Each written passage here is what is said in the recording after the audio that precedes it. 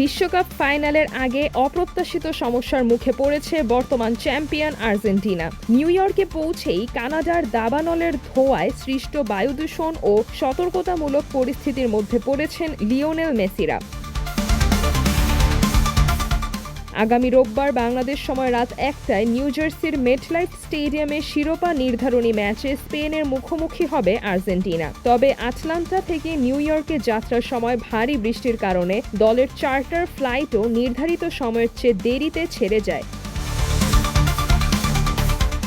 New York ও new জার্সিতে বর্তমানে কানাডার দাবানলের ধোঁয়ায় বায়ুমানের অবনতি হয়েছে। স্থানীয় কর্তৃপক্ষ বাসিন্দাদের অপ্রয়োজনে বাইরে না যাওয়ার পরামর্শ দিয়েছে। ক্ষতিকর সূক্ষ্ম ধূলিকণার মাত্রা বেড়ে যাওয়ায় দরজা জানালা বন্ধ রাখা এবং প্রয়োজন হলে এয়ার ফিল্টার ব্যবহারেরও আহ্বান জানানো হয়েছে। এই পরিস্থিতিতে দুই দলের শেষ মুহূর্তের অনুশীলন ও প্রস্তুতি কিছুটা ব্যাহত হওয়ার আশঙ্কা থাকলেও আবহাওয়ার পূর্বাভাসে স্বস্তির ইঙ্গিত মিলেছে। শুক্রবার থেকে বাতাসের দিক পরিবর্তন হলে ধোঁয়ার ঘনত্ব কমে ফাইনালের আগে পরিস্থিতির উন্নতি হতে পারে।